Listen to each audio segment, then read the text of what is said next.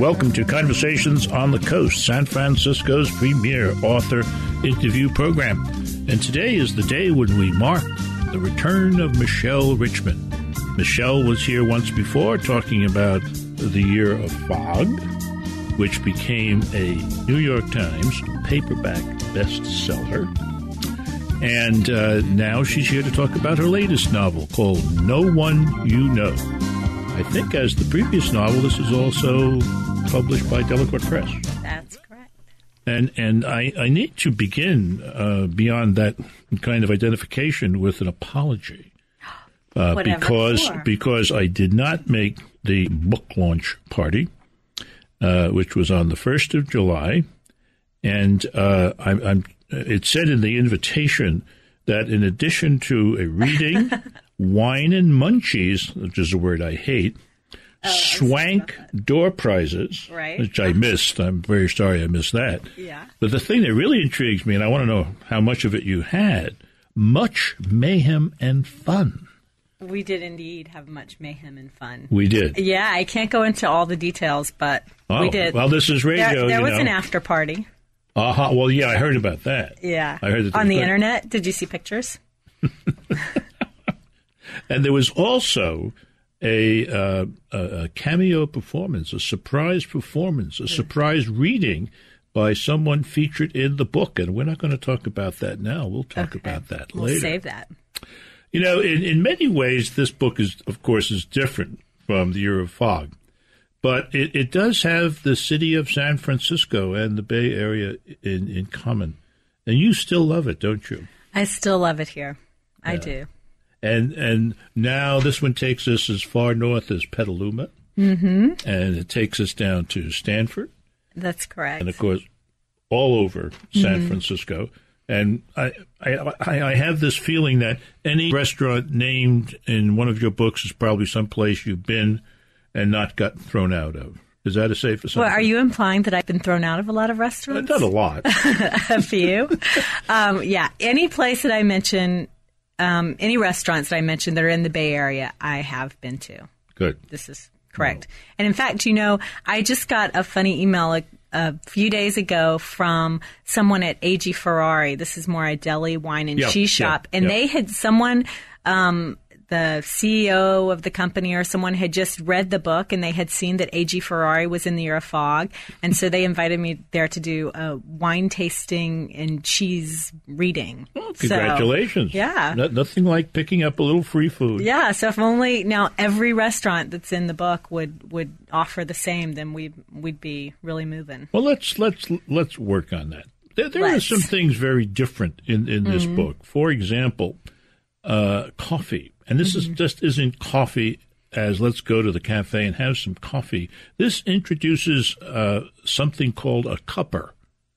Right. What's a cupper? Well, I didn't really know this until I started writing the book, but a cupper is the person who tastes the coffee to make sure that the flavors are wonderful and that the body is wonderful and grades it on all sorts of different characteristics. And so Ellie is a coffee buyer, but she also does cuppings when she goes abroad to buy coffee. Yeah, this particular cupper gets to see a lot of foreign countries.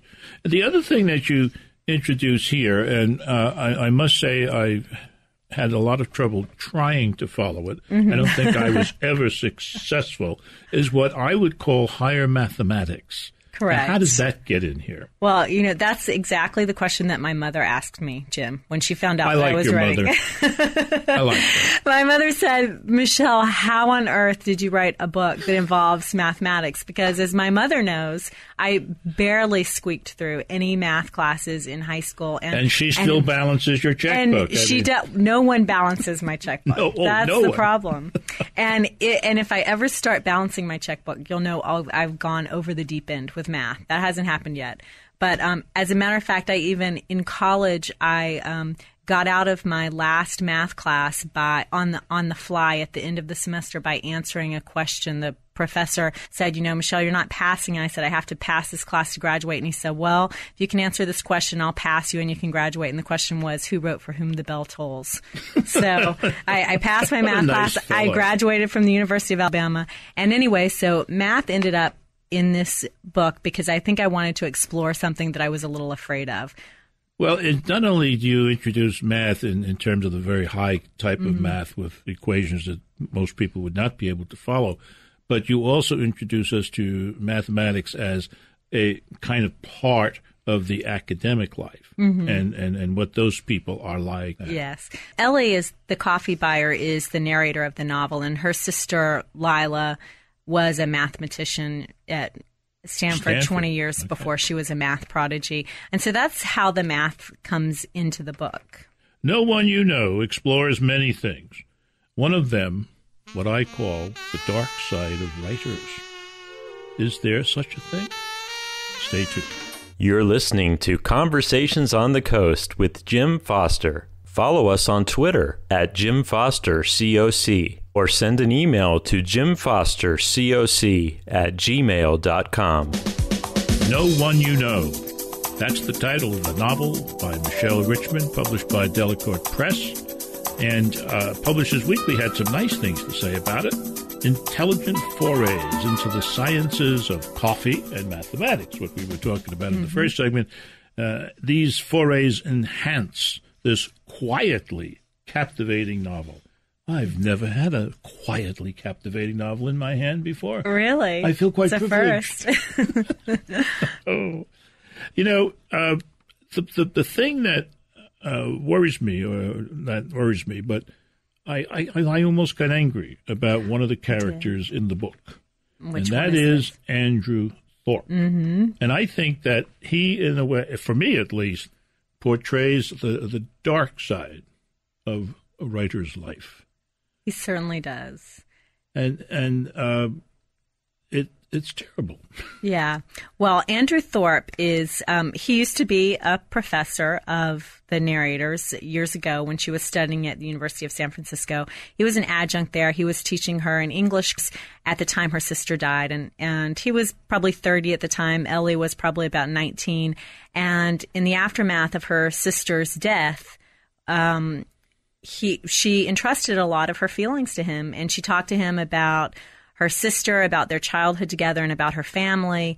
And they became close friends over a period of 6 or 7 months. And then sometime into their friendship, he told her that he was actually writing a book, a true crime book about her sister's death, because the crime had never been solved. It was really sketchy on evidence. So he wrote this true crime book and really exploited her trust in him and exploited the family. That's the part that I find reprehensible. Not so much that he, would write the book, but that he would not tell the sister what he was about. Right. He doesn't tell her about it until he is, he claims, too far into it to back out. And she pleads with him not to write this book or not to complete the book and publish it. But he goes ahead and does it anyway. And that's the end of the friendship.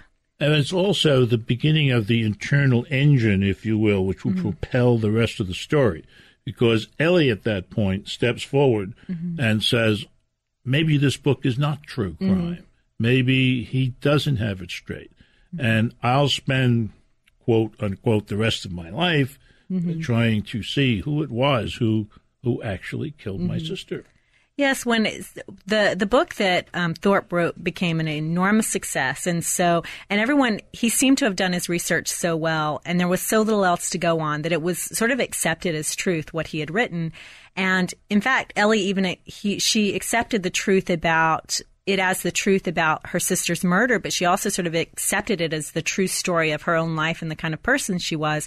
And so years later, when she comes across some information that makes her really doubt Thorpe's version of the story, she sets out to figure out how much of it is true and how much of it is fabrication. I was really interested in that line between fact and fiction in books that are supposedly nonfiction. That's right. And Thorpe has something to say about that. And he seems to me, if I recall correctly, to say that the writer is the storyteller and he or she can shape the situation any way he or she wants to, which I think is okay in fiction, but disturbs me in nonfiction. The other thing that Ellie does for us is she goes after some people that Thorpe barely mentions in the book, and some of them are quite fascinating. Peter McConnell, who is accused by Thorpe of being the killer, and she finds him where? She finds him in a small cafe in the middle of the night in Nicaragua. And that's how the book opens, is she has this encounter with this person from her past whom she didn't know, but who she had read about in the book and whom Lila had a relationship with all those years before.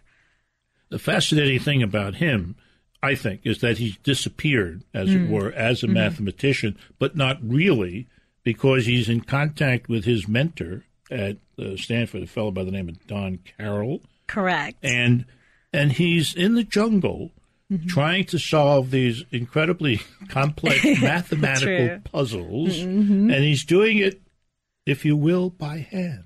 He is. Peter McConnell has become a purist sort of by force of his circumstance. After the book came out, he was vilified, and he sort of disappeared by moving away to the small village in Nicaragua.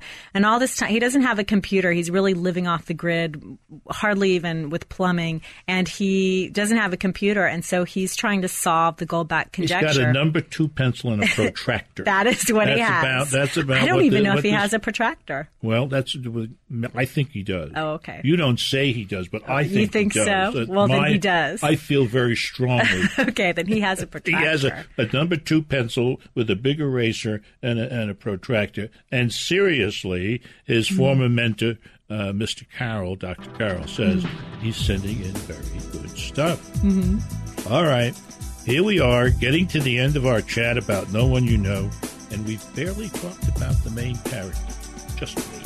You're listening to Conversations on the Coast with Jim Foster. Follow us on Twitter at Jim Foster COC, or send an email to jimfostercoc@gmail.com. This is Conversations on the Coast. Jim Foster interviewing Michelle Richmond about her second novel, No One You Know.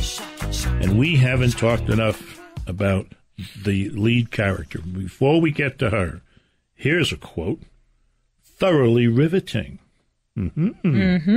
Explores family dynamics, the ripple effects of tragedy, and the importance of the stories we tell.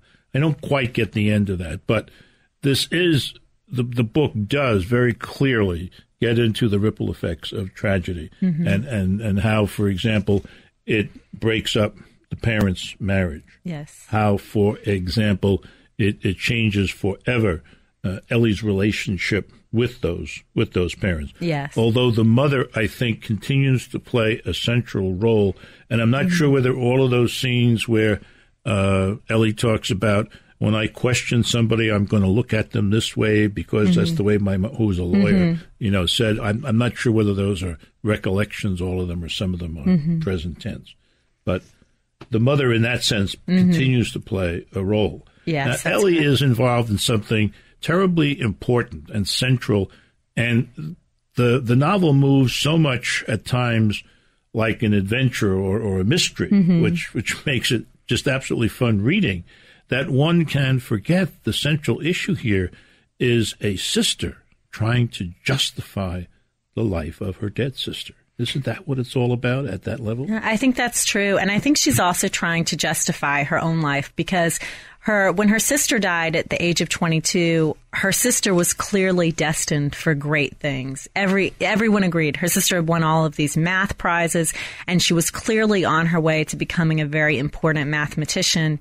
And Ellie is the younger sister. She's 3 years younger, and it's not until she's 30 or so that she decides that what she's going to do with her life is become a cupper, a coffee buyer. She doesn't, and even after that happens, even though she's very good at what she does, she always feels that she has felt for most of her life that she was the lesser of the sisters, and that for her parents to lose one of their daughters, it would have been easier on them and easier on the world if it would have been a lesser subtraction if Ellie had died instead of her sister. That's a terrible way to feel about yourself, I think. Terrible, terrible way.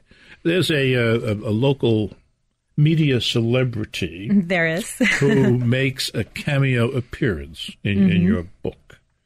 One Ben Fong Torres. Yes. Now, how much of his appearance is imagined and how much of it is repertorial?